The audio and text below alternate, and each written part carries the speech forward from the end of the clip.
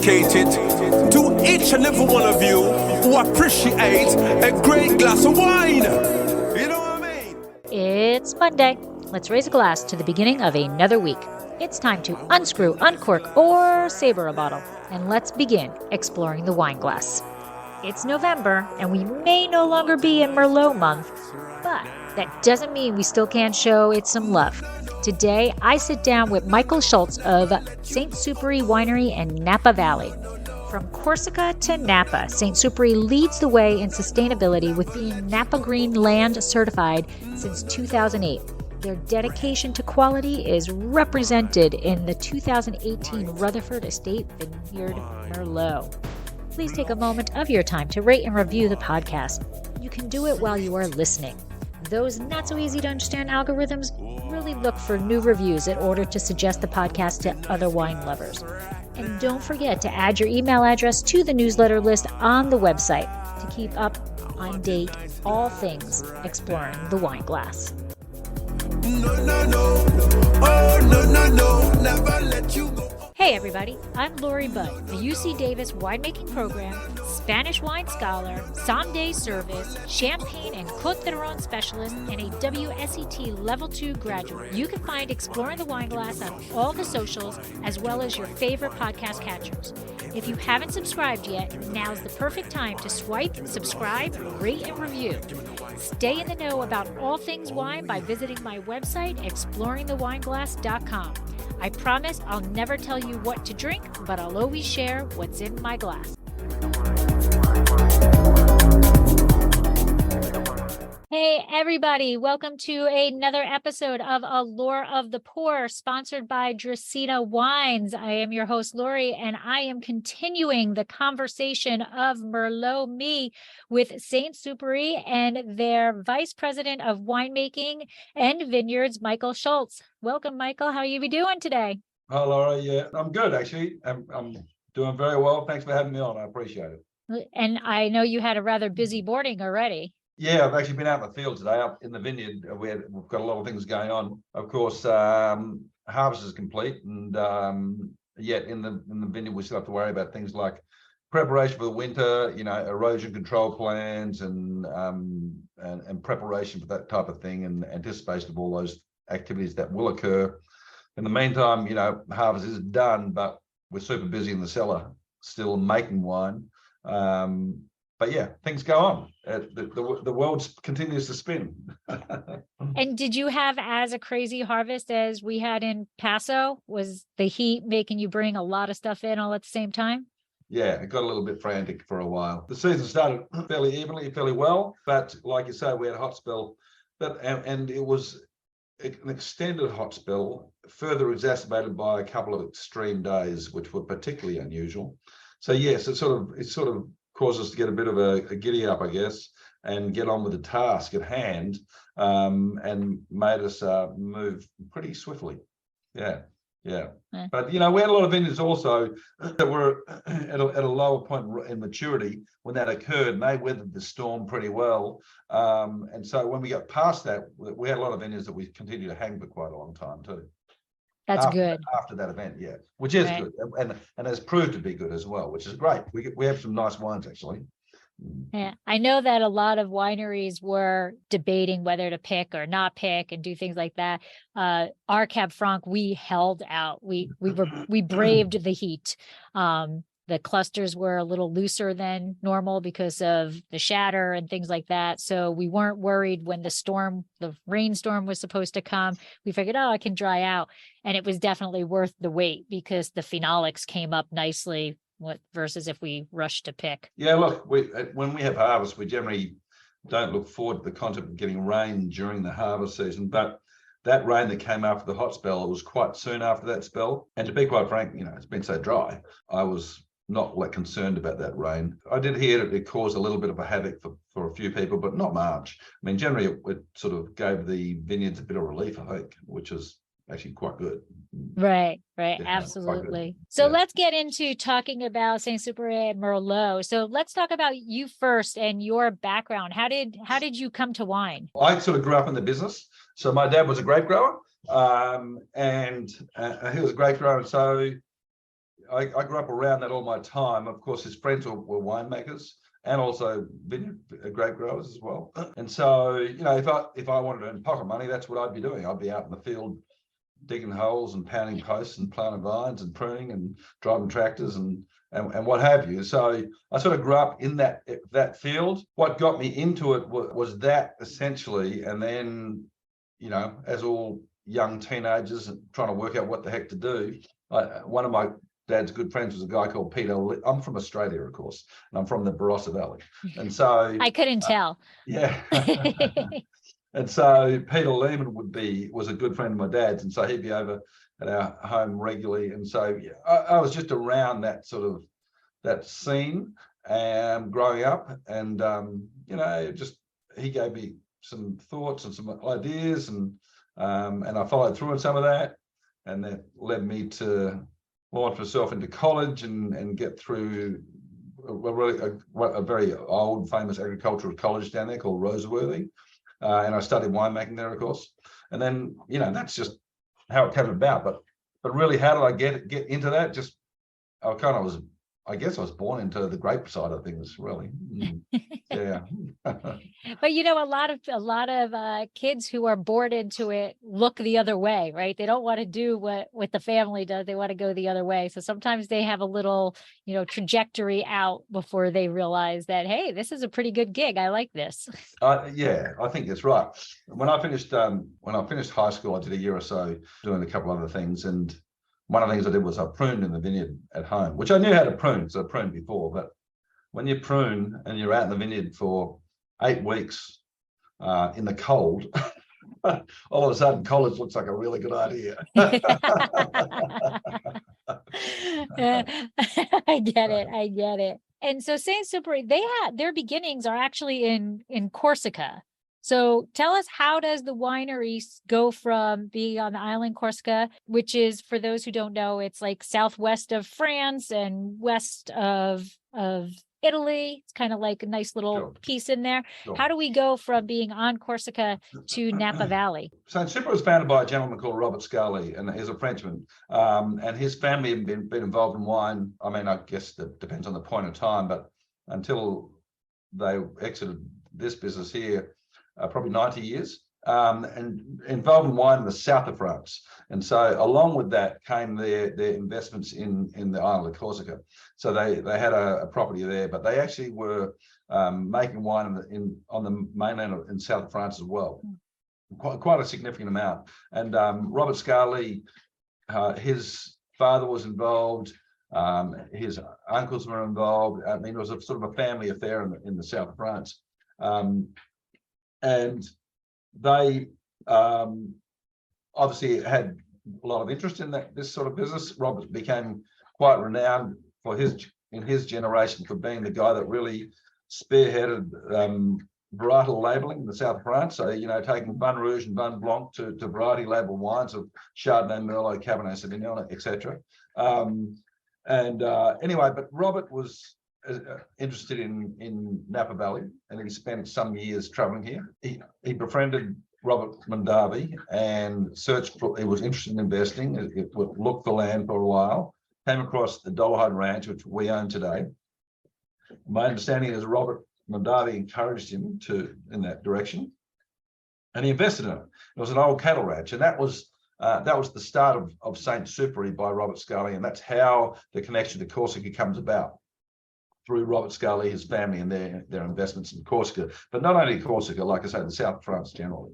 And he invested in Dollarhide Ranch in 1982. It was a cattle ranch at the time, and then he invested it in the Rutherford Estate, which is where I'm at right now. And he invested in that in 1984. So that was sort of how our path started, and that's how we link back to France or to Corsica. Yeah. Indeed. And when he purchased Dollarhide, it was like a ranch that was no longer a ranch, or was there still cattle on it? It was still a cattle ranch at the time, but he purchased the property and started planting vineyards pretty quickly. Like he purchased in 82, I think he planted his first vines in 1983, which are plants I'm still harvesting grapes from today, which is cool. Wow. 40-year-old Cabernet, and spectacular Cabernet too. They create a wine that we make called the Dollarhide Cabernet Sauvignon. Old vines, really good. And there's something magical about old vines. There really is. And it was a cattle ranch, but it was a very old. It is a very old property with an old history. And in fact, if you look at the old Mexican land grab maps, you can find Dollarhide listed on those maps. In fact, we have an old Victorian house on the property here in Rutherford. We have one of those maps printed. I think it's printed in 1895, and it illustrates. If you look at the fine print, you can find Dollarhide on that map. That's pretty cool. Yeah. That's pretty cool having that history to it. And so compare for me the Dollarhide and the Rutherford. Like where are they located in relationship to each other, and how do they differ from each other? Well, they're significantly different. I mean, it's about a 30-minute drive between the two properties. I mean, not a dramatic distance, but windy roads make it slow. But the sites are quite dramatically different. I mean, and that's the uniqueness about Napa Valley generally. Napa is not such a large place, but there's dramatic diversity within a short distance here within the Napa Valley. So Rutherford Estate is right within the appellation, of course, on Highway 29. Of course, here in Napa, we've got the two roads running up through the valley, Highway 29 and Silverado. We're on 29. You see it on the screen right now, our Rutherford Estate and our cellar. And Rutherford, of course, is spectacular country, really fantastic grape growing country. On the Dollarhide Ranch, on the other hand, is on the east side in the Bucca Range in the hills. So as you roll into those hills in the Bucca Range, you roll into an elevated situation. Rutherford is not very high. Through the Napa Valley floor, you don't have very dramatic elevation. Great locations, great growing locations and what have you, but not dramatically elevated. The Dollarhide Ranch is an elevated property, so it is quite dramatic. And you've got to actually go into the property to find it, because it's within its own valley. It's like a bowl of its own. So when you drive through the ranges into the vineyard, it just appears in front of you, which is quite remarkable.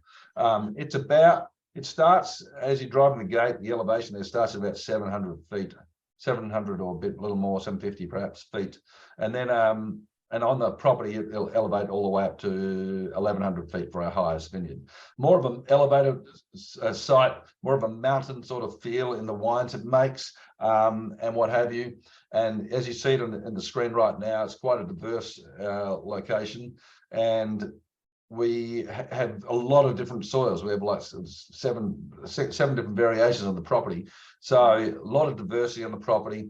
We have flatter lands, which have deeper soils, which typically carry our Sauvignon Blanc plantings. Then we have lots of hills or rolling hills or benchland sites that carries a lot of our Cabernet Sauvignon plantings. And so, when you get into the rolling hills and what have you up there, you're seeing shallower soils, more gravel, faster draining, smaller vines, smaller berries, that kind of thing. So it's a pretty interesting place. But between Rutherford and Dollarhide Ranch, we're talking about two different locations. They're quite distinctly different, even though they're not really that far apart as the crow flies, Right. Yeah. I think everything in Napa is, the crow flies is not very far. Yeah, but correct. Yeah, we have slow crows. Yes, I think so. I think so. So in 2008, St. Supery Vineyards were certified as Napa Green Land. And what exactly does that mean? And then later you became Napa Green Winery, so certified. So like what is that certification process, and what does that mean that you do? So 2003, so the land in 2008, the winery in 2013. Napa Green is a designation, as you say, a certified designation. It's I've got to read this as I go here a little bit. I think it's the only. It's listed on the label as certified. To be certified, you actually have to have someone come in and check out your location. And Napa Green, I think it's the only certification process that uses local, state, and federal authorities to do that certification. So it's quite significant. And you've got, and there's certain requirements that need to be met to achieve certification. Of course, certification is recommitted to every 5 years. So while you become certified, you are going to be assessed again. It's a unique certification, the fact that even though you've passed muster, as they say in Australia, but passed the initial process, right? Next time they come to check you out 5 years later, you have to do something further and beyond what you were doing. So which is quite interesting, because that's sort of a little more creative, a little bit, I guess. But it's sort of, it's a voluntary best management practice type of certification.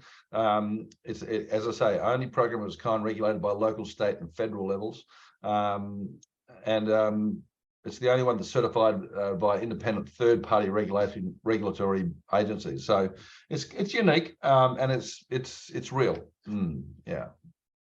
And so, am I correct in understanding when you're trying to be sustainable, that there's different certification people, companies out there, and Right. you can choose which company you want, or which program, I guess is a better word to do it.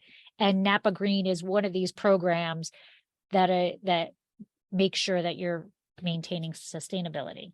Yeah, I think different regions have their own sort of certification, sort of a measure of sustainability, and they might all have different terms and different ways of doing them. This is the one that's being used in Napa. Excuse me. I'm sorry. Used in Napa. It's called Napa Green. We don't really get to check who regulates us. Choose who regulates us. Okay. That is what it is. We just get to choose whether we enter the program or not, and what have you. Okay. So we at St. Supery, we chose to a long time ago, because we're believers. We're a state brand, so all of our wines are produced from our own vineyards, and we're a believer in protecting the land. Believer in that it's not just here for us; it's here for future. That we should be good stewards of the land. That we should protect it for the future, protect it for future generations. And just generally be a good steward. And our Napa Green approach is an effort of achieving that, right? And you do some pretty cool stuff. Like I was looking on the website. I've never seen this before, so I was like, check this out. You actually have like the solar panel data. Yes. And it's real time. So like you Yeah. can see, what's going on, and along the right-hand side, it's like what it's helping and things like that. Yeah, look, so we have two. If you look at the label, it's on the screen there now. There's two different certifications there: Napa Green Land and Napa Green Winery. And so when we talk about Napa Green Land, we're talking about vineyards, and that's sort of kind of what's expected when you talk about sustainability, is that you're farming in a sustainable fashion, in an effort to focus on soil and water conservation, and sort of restoration of watersheds and so forth, and looking after the natural progression of that land. But with Napa Green Winery, we're also looking about what we can do in the cellar.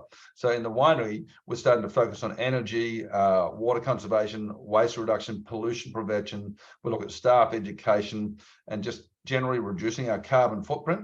And so part of that with the report, with the concept of energy, we try to reduce our energy use, and we do that with simple things like changing light bulbs out to more efficient light bulbs, for example. But what you're talking about with energy generation, yes, we have our property is loaded up with solar panels to capture energy, and we have displays and printouts that indicate how much energy we are capturing. And in the past, well, we recently did an expansion of our solar program. So we built some structures to enhance our cellar operations, but structures that allowed us to install more panels. And before that, I think we were generating about 70% of our power. We have recently completed this, and we think at this point we are going to be close to generating, if not generating 100% of our power usage through a year. Wow. Yeah. That is impressive. That is really, really impressive. And we do. If you come to the winery or the tasting room, we actually have displays that illustrate what we're doing. It illustrates, you know, how many trees are not being felled because of it, and so forth, and all these different things. And that's part of life sustainability, not just St. Supery sustainability, but just the world in general. You know, what can we all do as our part of that? Yeah. And I like, although it can be difficult, I like how you can't just rest on your laurels. Like, okay, in 2008, we became, you know, Napa Green Land, and we're good. We're going to just keep doing what we're doing. Every time they come back, you have had to prove something that you've done even more. And that can be difficult. Like if you're doing so phenomenally, right, it can be difficult to come up with, okay, well, now what's the next step that we're going to do? Yeah. It's exactly right. And it is, it's sort of, it throws a bit, you've got to be creative. It throws a bit of a challenge. You know, at the same token, for a good cause, a good reason, for what we think should be a positive result, right? So yeah, it's part of the deal. Right. So, and in 2008, was St. Supery like one of the first? It seems like this is. It seems like it was talk, but now there's a lot of wineries who are promoting that they're Napa Green or whatever. But 2008's sadly a really long time ago. Yeah, I know. It is. So I don't know. I don't think we were the first, but I think we were amongst them. Right. Yes. And I don't know exactly where we landed in that number, but we were in what the part was some of the early adopters for sure. And as we took it on, we've actually taken on quite seriously, and we've really tried to follow the path that we need to follow. And part of that's education too, learning as you go, trying to understand what do we do, how do we adjust, and how do we resolve issues we have that we had practices in the past that we don't want to use today. How do we replace that? It's not always, and to be quite frank, it's not always cheaper. I've got to tell you that. Often it's not always easier.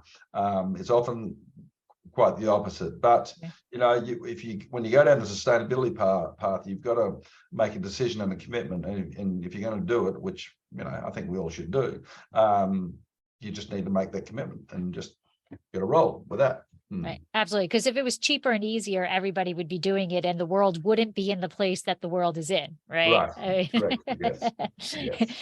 It's easy to be lazy. It's not so easy to take care of things. Right. Correct. Absolutely. All right. Let's talk about Merlot. So I have in my hand the 2018 Rutherford Merlot from Napa Valley. I have one too. Right. Yay! I love it when things work out well. So this wine is, tell us about the wine. So this comes from the Rutherford Estate Vineyard, and I haven't smelled it yet, but one of the things that you always hear about Rutherford is Rutherford dust. Yep. So let's talk about this vineyard site and this Merlot. So, I mean, Rutherford is renowned as a great Cabernet country, and there's no doubt it is a great Cabernet country. And what's great, and they talk about Rutherford dust, of course, and that's what is Rutherford dust. That depends on different people's perspective. For me, Rutherford dust is a textural thing, and so it's a sort of a feel, that the structural feel, the tannic feel in the wine, and what have you. It's a very fine grained, dusty sort of texture is what I feel. Some people think it's aromatic, some people think it's flavor. I think it's texture. And what happens, and Cabernet has been quite famous in the area for that. It's got quite a unique, it's big, powerful Cabernet Sauvignons, but they happen to be quite silky in their dusty textural feel, which is cool. Just so happens that Merlot follows the same sort of thing with that same sort of grain, same sort of feel of texture as well. However, Merlot is a different flavor, of course. So it has Merlot qualities, but it does have some of those benefits. So Merlot changes a lot depending where you plant it. If you plant it in the South Valley, it's a different type of wine. If you plant it here, it's a different type of wine. So I think but it works very, very well at Rutherford for a bright, relatively opulent, relatively ripe structured. We have a number of soils on the property. The front of the property we have a bale loam, and some of it, particularly where the Merlot is, has some gravel through it because it was clearly an old riverbed at one point. So very fast draining location, fast draining site. So it's out near the highway on the south side of the parcel there.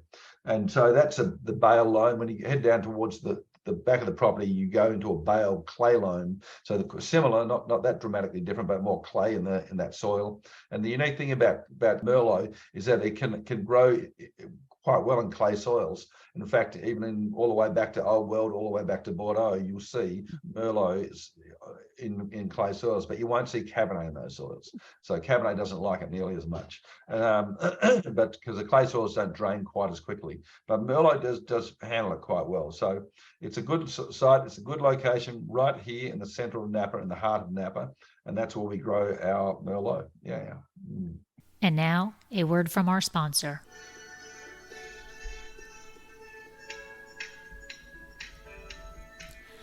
Looking to be in the know about Dracaena wines? Want to be the first to know about our new releases and special offers? All you need to do is sign up for our newsletter. There is no commitment necessary, and I promise you we won't spam your mailbox with loads of messages. Need another reason to sign up? Quite possibly the best reason? You'll immediately get a discount code for 10% off your first purchase and be privy to newsletter-only discounts. Let Dracaena Wines turn your moments into great memories. Visit our website, www.dracaenawines.com, or use the link in show notes to sign up. It will take you less than a minute, but the rewards will last a lifetime. And now if we go back to that site, I don't know if it's my screen, but so you had said that you're growing Merlot towards the front and the back of Correct. that, right? And so the front is the clay. No, opposite. The opposite. The front is the loam, and the back is the clay loam. So when you talk about loam, if you talk about a loam, you talk about silt, sand, and clay. If you have a clay loam, it's heavier in clay than the others. If you have a sandy loam, it's heavier in sand than the others in its blend. So in the front of the property, we use more of a sandy loam. In the back of the property, more of a clay loam is what happens. So the front of the property is sort of on the picture, so sort of on the left-hand side in the bottom, and in the back it's on the right. On the right-hand side, in the also in the bottom. So they're a little different from each other. The Merlots they produce are a little different than each other. The front of the property is a little more bright and opulent and aromatic, and it's also a little more structured, quite dense, quite structured in its situation. Also, you see, because it's a sandier site, you see more high drainage, and there's more gravel there, so higher drainage. Therefore, you see your berries are a little bit smaller than the back, even though they're both the same varietal. The back has got a little more clay, so it carries, it holds water just a little easier. It's not waterlogged soil; it drains quite very well still. It just holds a little more. And down in the back, you see more plum qualities, more dark cherry qualities, and that kind of thing. Also, because of our location, we're a generally structured site for Merlot or our Cabernets for that matter. But probably a little more supple, a little more gentle in its feel in the back of the property than the front. The front's more powerful. And then when you're blending, nobody really talks about clones of Merlot, but it's the same clone throughout. Yeah, we use a clone 181. So we've got that in all of our Merlot here. Over the years, I've had a few different clones. 181 is the one that we've sort of leaned towards. We kind of like it. Works very well for us. So that's what we're using. Yeah. So the variations you see are, I've got my little science, deductive stuff going on. So the changes or the differences that you're seeing in the Merlot from those two lots are definitely soil related then, because it's the same clone, and you're the same vineyard manager, so it's soil is key. Your wine's always, the person of your wine is always going to be about your place, and the key components of place is soil and your microclimate there, right? So soil is going to be key. While we have the same kind of Merlot on these parcels, we do have some different rootstocks, and rootstocks play a big part. yeah, I think rootstocks have a dramatic impact on your wine type and style as well. And that's that journey to understand that lesson is long. Yes, it's a very interesting lesson, but yeah. it is long. Yeah. So this wine is beautiful, and it's actually, you can get both, and I don't know if you really get that in a lot of wines, but it does have red structure, red fruit, and the dark fruit. Like it's got some like red cherry, but then I'm getting dark plum. And then it also has, and this is one of the things that I absolutely love about Merlot, is that baking spice, that cinnamon, and I have to preface my statement, because to me, Merlot is a fall wine, because the flavors, the thoughts that even like as I smell a Merlot, I think fall flavors. I think fall leaves falling down to the ground, the bit of the leaves when they start to, break down a little bit. That to me is Merlot, but I drink Merlot all year round. So I always have to say, yes, it's a fall wine, but it's the flavors of the aromas that are fall, not that you only drink it in the fall. Yeah, right. Exactly. No, listen, it's an interesting wine. It has the aromas that you're talking about. Also has some interesting background aromas, I think, in this wine, which is sort of anise and graphite. And then, of course, there's some vanillin, mocha sort of vanillin, but a bit more of a contribution from the oak influence. And this wine's seen a lot of barrel fermentation, so there's a lot of oak influence in there. Although it's secondary to your flavor profile, which is what I like, what we want it to be. Absolutely, we don't want the oak to be in the forefront. Yeah. I don't get so much graphite on the nose, but I totally get it on the palate. Yeah. And that's another great thing about wine, right? It's like when you taste it, I taste it, we get different things, and that's what makes the world go round. But it has a lot of structure to it. The acid level is right spot on. So this is a 2018, and this is your current release. And although I can sit down and I can drink this very easily right now, this can sit and this can hold out and be enjoyed at a later date also. Yeah, absolutely. So Merlot comes with the legend that it's soft and gentle and what have you, and it can be, but it's, again, Merlot takes like all varieties, but I think Merlot maybe shows its colors more than other varieties depending on where you grow it. And so you depending on your site, you can have it very soft and gentle, but you can also, you take it to a different location, it can be quite powerful one. And so but yeah, it is a unique wine. I mean, Merlot is kind of fun for a lot of reasons, but does have different colors depending where you grow it. And now you have the benefit of having two different soil types within the same vineyard. But if you were taking Merlot in as being yourself, you are Merlot, and you're telling the vineyard manager what type of soil you want to be grown in, what do you think is the best soil for Merlot? That's a difficult question because the legend, if I was to think back on my understanding of talking with winemakers and people over time, what have you, and you got to bear in mind that I have worked with Michel Rolland for over 20 years, and of course he is from Pomerol, which is all about Merlot. And I can have that hat on where I've learned from people like that have told me things, and I can take that hat off and tell you the one that I see on our Merlot. And most of my experience has been on our property, which is not very big. So I'm not a very broad and expansive opinion here, but to be quite frank, it is a variety that handles soils that have a bit of clay content. I think that's good. I think that tends to make them more gentle, more supple, more round. I think that's a nice thing. But I do think, my fast draining soils actually illustrate more structured wine and what have you. And I like to make wines that have longevity, the ability. I wanted to be able to drink them now, or soon.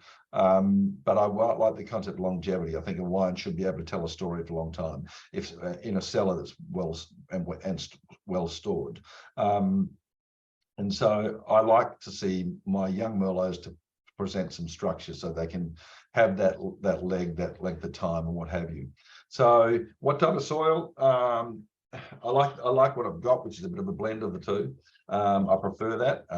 It gives me option on the bench for blending, which I exercise. But if you told me you have a choice, one or the other, I'd probably go for the faster draining soil, because I know it'll bring me the structure and the power and the ripeness. A slightly smaller berry. But yeah, that's what I'd say. But if that's subjective. Right. Absolutely. Absolutely. That's like asking somebody to choose their favorite child type thing, right? Correct, correct, yeah. It's a huge benefit that you have the variation. And, when you're going through your blending trials, maybe this vintage, it's this percent of, the loamy clay, the clay loam, and this percent of the sandy. And then the next vintage, because the climate is different during that next vintage, it's a whole other ball game, right? Yes. Yeah. Absolutely. And now tell us about the 2018 vintage. So was this an easy vintage for Merlot? Because we all know Merlot can be a bit temperamental. I call her she, I don't know, but she likes to be green, right? Yes. She likes to get away from you with the green. So you've got to, tame her a bit. So tell us about the 2018 vintage. Yeah. So 2018 was actually a pretty good vintage, a very good vintage. We had a mild sort of winter, and then that launched into January with pretty good rainfall, which is nice. And then all of a sudden became dry through February, very dry. And then March and April brought around a lot of rain, which is good. Any of those times you get that rain is fantastic, because it sets up your whole season, your whole year. And then that launched into a pretty nice entry into the spring. July came in a little bit toasty, a little bit warmer than I prefer, but that's the way it goes. But the unique thing was then from August through the rest of the year became quite even, and that was actually fantastic. So quite an even ripening period through the harvest time, and so that slowed things down. That allowed things to get lots of hang time. And I'm a believer that whenever you can give your fruit time to just hang on the vine, I know it's an old thrown around term these days, but time in the vine, I think, has some magic. And so that was a season that allowed us to leave things out there for some time without any pressure, under good temperatures, good sort of conditions. And I think that really rewarded. It also rewards you with wines that are very dark and very powerful. And I think 2018 was one of those seasons like that. So good season, actually nice season for 2018. So yeah, indeed. But yes, and also yes, Merlot can be temperamental. And it's flowering time is really dangerous. Right. And the set is a little bit longer than some other varietals. So that's why I went, oh, the rain, but that was before. Correct. Okay. We didn't 2018, 2019 we got rain during that period, where that flowering period, which is a bit unfortunate, but 2018 we didn't. It was before that happened, so we were fine. So Merlot was happy at that point. It got the water it needed, it drained what it didn't want, and it was ready to flower and set, whatever it wanted. Excellent. Yeah. Excellent. Now, Merlot's parents are actually my beloved Cab Franc and Magdalene de Charente, Noir de Charente. Have you ever tasted a Magdalene Noir de Charente? I don't know if anybody makes it. I don't know have you had that opportunity? I've never had an opportunity to try that or taste it, although I welcome the opportunity if someone can tell me where to find some. Right. Okay. Because that was going to be my next question. If you said yes, I'm like, so how do I get my hands on some? How do I find it? Apparently it's not an extinct grape variety yet, but I don't think it's too readily out there. And I'm just curious, when you think about Cab Franc and Merlot, you can see the genetic breakdown. You can see how the genes were passed down from Cab Franc to Merlot. You can see the similarities that are in there, whatever. So I'm just curious as to what, Magdalene Noir de Charente has given to Merlot, what those characteristics are. Right. But I'm still on a mission to find some. I know. I don't know. That's eluded me at this point, but like you, I'm intrigued. Yeah, very cool. And so if somebody comes up to you and say, I really don't know anything about Merlot, what should I know about Merlot? What are a couple of things that you would tell a Merlot newbie to remember about Merlot? I'll tell them for a start, do not watch sideways. Oh my God, we could go on a whole other podcast on that, rant on that. Except for the last scene when Mars is having a drink in the fast food restaurant. That's worth watching. But nobody knows what he's drinking. Nobody that takes that line to heart understands that last scene. So correct. So Merlot, I think Merlot, generally I think we assume Merlot is a soft, gentle, round wine, and it can be. But also some people decline to drink it because it's said to be a soft, gentle wine, or even simple. But it's more than that. It certainly has the ability to be more than that. It does reflect the place it's grown, and it can be soft and gentle, but can equally be quite bold and structured. It depends on place. Also depends on winemaking vision and philosophy. But like everything in wine, there's variation within wine, and that's why all wines are unique. They're not like a soda drink or something that's the same every time you drink it. And you should check them out and should try them out and see, because I know that when we pour our wine, I sometimes pour our Merlot for a Cabernet drinker that says, no, I don't want the Merlot. I encourage them to drink it, and it's not infrequent that they're pleasantly surprised. Okay. So it's a good wine. It's worth it. It's worth the effort to search out. It's worth the effort to try it and check it out. The flavors are different than the likes of Cabernet, of course. Definitely, different than Pinot Noir, of course. They've got good aromatics, good lift, good center and density, and they can be supple. They can be structured. I agree 100%.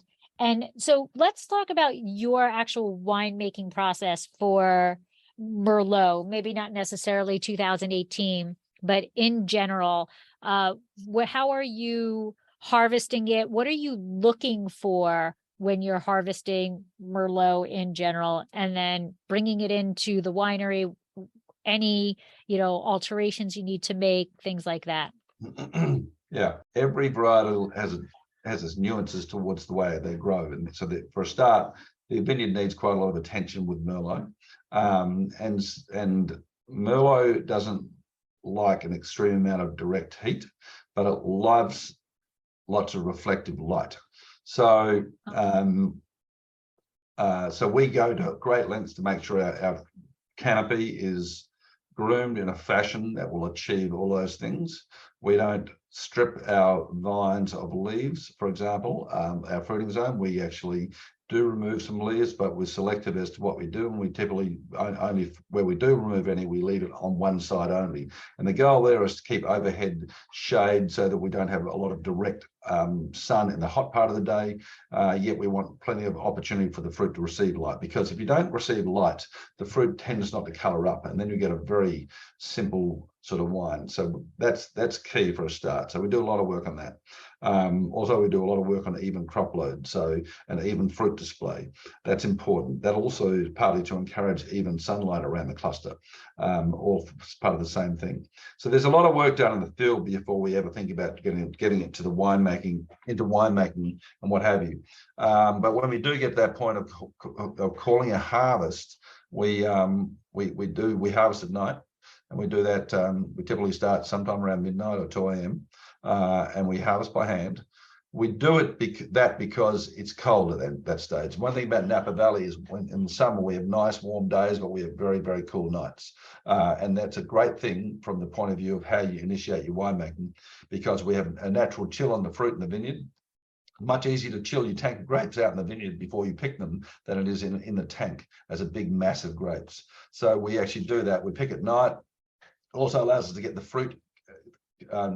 Cold fruit is easy to get into the tank in better condition. So we do that. Upon receiving fruit to the cellar, we actually put it through a double and sometimes triple sorting system. So we sort all the way down to the berry. So initial sort is a cluster sort, and then we, as we have people check out clusters, they remove anything that doesn't look like a spectacular cluster, whether it be leaves or twigs or a misshapen cluster for some reason, and then that goes to a destemmer. At the point of destemming, berries are dropped onto a shaker table. Shaker table introduces it to an optical sorter. You're seeing that system operating on the screen right now, actually. So as the berries are introduced to the optical sorter, which you see there now, the optical is programmed to look for things that we don't want. So we don't actually look for good berries on this sorting machine. We look for things that we don't want, whether it be twig, leaf, again, or a raisin berry or a berry that doesn't have color and what have you. And the system will go and do that, and it will eliminate only those things we don't want, and then allow all the good berries to go pass by untouched and ready to roll for fermentation. So once those berries come through, they're received in a bin. It ends up being a bin of very high quality berries, which is sort of like really concentrating the quality within your tank is what it's doing. And so that's all the things that happen before we get to the fermenter. At that point, we actually are ready to deliver to the fermenter, which we do. We deliver to our fermenter. We are generally doing small lot fermentation. So we have a lot of, we have a lot of small tanks. And so we do a lot of small lot fermentation. We have different types of fermentation. So we have open top stainless tanks that'll hold up to about 5 tons of fruit, down to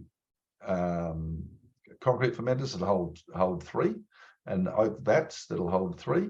And then we actually do some barrel fermentation. There's our concrete tanks there and oak vats, and then then we have barrels, individual barrels, where we actually do barrel fermentation in the barrels with those sort of berries. And there you see actually one of the guys taking the head out of the barrel so that he can fill it with berries, and that's quite the task to buy a brand new barrel, dismantle it, fill it with berries, and then actually rebuild the barrel. But we do that with quite a few barrels, and it's a lot of work. And then those barrels end up being placed on a rolling rack, and to macerate, we actually spin the barrels. So quite interesting. There's a rolling rack. There's a rolling rack right there. And so Merlot actually reacts quite well to this process. However, for every barrel we ferment in are new barrels only. So we just barrel ferment in new barrels, and every barrel actually only produces half a barrel of actual wine at the end of the day. So it's a pretty arduous process. So that's one of the components we use in our Merlot production. And this wine here, I think it's seen, I think more than half of this blend is barrel fermented. But then with concrete and oak vat, the oak vats, they tend to produce the most powerful, most dense wines. And then the concrete produces a minerally sort of wine that's got a little bit of that sort of forest floor feel about it. And the stainless steel gives us fruit opulence, real fruit drive, and good out and juicy, fruity sort of aromatics and what have you. And all of them become components that become useful on the bench, like I was talking about before, on the bench for blending and so forth. So we do a lot of things. That's all what we use for the vinification process. Of course, in the small tanks that we use, they're pumped over. So of course, fermentation occurs. The skins float to the top, create what we call the cap. Juices on the bottom. Juice, of course, of almost all red grapes is clear, so we need to extract the color and tannin and the good structures from the skins. So we'll pump them over, as you see here, with a sprinkler device, and that'll just put the juice over the skins. It'll trickle through the skins and drag out all those good qualities. and we can do that. We actually have the ability with a lot of our tanks to do punch downs as well. Punch downs is a simple old world approach, going back to old world concepts, and really just allow us to break up the cap. And the reason we do this as much as anything is so that when we do a pump over, that the pump over is more efficient, so we can do less movement for more positive results. So a lot of things going on and what have you. We do, like I said, a lot of what we do here, Laurie, is in small lots. And so therefore in small lots means we have lots of little barrel groups at the end of the day. So once we finish the vinification, and we, you know, we'll be on skins there for about 3 weeks or so. Sometimes a bit more, sometimes a touch less. But at the end of vinification, we will actually drain off the barrel and then press our skins. And then all of these different tanks end up with being lots of different barrel lots. And so therefore we have opportunity to let them sit in barrel, mature over time. And then 15 months later, we'll come to looking at our blending pot opportunities, and all of those different aspects, barrel fermentation, concrete, oak vat, stainless steel, become variations that we can use across our blends. And those variations are exacerbated, or really they're multiplied by the number of different blocks we have in the vineyard, you know. So we have a lot of stuff going. Yeah, I would say so. That's not, you know, that's a lot of different things. Now the fruit in the barrels themselves, that's kind of like a closed kind of carbonic maceration concept, like, because you're fermenting, but on the whole skin, on the whole berry. So you're letting the juice come out on its own. Yes. Yeah. So there's a little bit of that, but also what it does is it creates a very powerful wine that is quite supple, quite round, quite supple, quite gentle, yet very powerful, which is almost like an oxymoron. Big, bold, dense, but gentle and graceful and charming. Yeah, that is very cool. But it's a lot of it takes a lot of work to achieve a little bit of wine. yes, but that's what makes the quality of it. So like, I'm going to backtrack to something you had said, you know, previously about, you know, the wine doesn't taste the same every vintage. You know, it's, you know, that's something that you want people to realize, is that it changes vintage to vintage. And that's one of kind of the things that I try to educate some people on, is that if you're drinking a wine, because there's people out there who buy wine specifically because it tastes the same year after year. And I try to say, well, I'm not telling you not to drink that wine, but you kind of have to think about, how does that happen? that you're drinking the same wine no matter what the vintage is, no matter how Mother Nature was. If it's tasting the same every year, just think that through. Yes, you know. Yes. There's a reason there's a date stamp on the front of every bottle, and that's because there's a story about the season. Right, absolutely. And now with all of those different processes, that really does allow you to have fun, for lack of a better word, during blending trials. That because there are so many different variations. The team here, I drive the team here a little crazy with all the things we do. There's lots of little things, but it is a lot of fun. We do get to see a lot of things, and we do get to see that all these different techniques do create different wines, or different uniqueness to the wines. So, you know, if we put the same Merlot in each of those different types of fermenters, we'll get four different types of wines. And at the end of the day, one of those is not always the best, but often some combination of them is the best, which is an opportunity, you know. Right. Yeah. Absolutely. And now you do also make an Ilu. I don't know if I'm saying it. Ilu. Yes. And that has Merlot, a pretty fair share of Merlot in it. It's not a Merlot based wine, but there's a decent amount of it. What do you see Merlot does to that wine? Why is it a portion in that wine?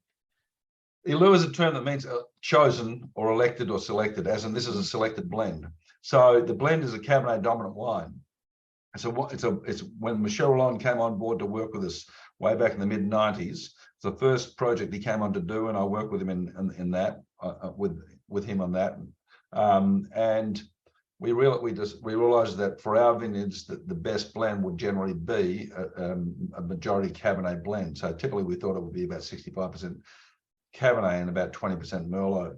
Now what we do is we start with that thought in the bench every time we make the wine, and we adjust depending on what have you. So if we have a very powerful Merlot year, Merlot might become a greater part of the blend than 20%.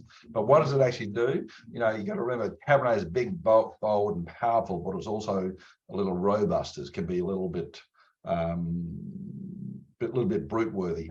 And whereas Merlot tends to, even though it can be centered and be powerful, also tends to be more gentle and has big shoulders but soft and rounder shoulders, right? So, and it has great center. Merlot has a typically good driven center, Cabernet less so.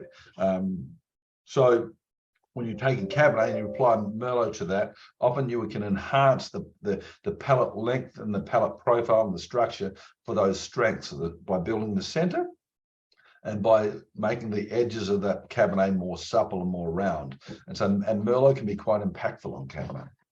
Okay. Yeah. I'm going to have to try that. And so how can people try these wines? How do they get St. Supery? How can they come visit you? Are you doing tastings now? What's going on? Yeah. I mean, yeah, we do. Absolutely. We've got a terrific tasting room and some really cool stuff. It's beautiful. Yeah, we got some great educators here that will take people for a walk through some wines, and we have different options. We have food and wine pairing options and what have you. But here in Rutherford at St. Supery, of course, you can find information about us or our wines or buy our wines online at stsupery.com. But it's great if people come and visit, because we really do encourage that. I mean, we are by appointment only because we do typically everything we do is with an educator, so we can only do so much at a time. But we do have some super cool experiences, and if people want to come and check it out, call up or send us a note and we'll work it out. We'll make something happen. Fantastic. And you are also on social media as St. Supery, so it's pretty easy to find you. And I have loved St. Supery for a long time. We used to visit sadly a little bit more regularly when we lived in New Jersey than now that I live in Paso. I'm closer, and yet I don't make it up there now, where in New Jersey we used to purposely fly there. But it is a beautiful estate. It's a beautiful tasting room, and customer service is amazing. And honestly, I don't think I've ever had a wine that I didn't like. So kudos to that. That's very kind. That's very kind. I appreciate that. Kudos to that. So thank you very much. I know it's a busy time. I know, as you said, harvest is over, but it's really not, because everything's still working, everything's still fermenting, and you're preparing for the winter. But thank you very much for taking your time out and for sharing the wine with me. And once again, it's the 2018 Rutherford St. Supery Merlot. And I will raise my glass, and I will always end with slancha. So thank you very much, and cheers. Slancha. Cheers. Thanks, Laurie. Thank you very much. This has been another episode of Exploring the Wineglass. Thanks for listening. If you have suggestions on what topics you would like me to discuss, please reach out on social media. You can find me on Twitter, Instagram, and Facebook as Exploring the Wineglass. I am also on LinkedIn as Laurie Hoyt-Budd. Of course, you can always email me at exploringthewineglass@gmail.com and sign up for my newsletter at exploringthewineglass.com. If you enjoyed what you heard, please rate, review, and subscribe to help others find me more easily. And most importantly, tell your wine-loving friends, because if you like the podcast, they will too. Podcast music is Wine by Kevins. Until next week, slancha. Give him the wine. No. Oh, no. Never let you go. Oh. No. Never let you go. I want to let you glass right now. I'm on TV for the mic 10,000, tell you. There is always time for a good glass of wine.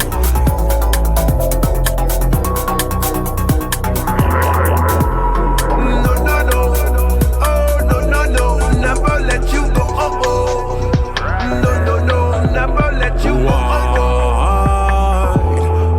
a nice glass right now.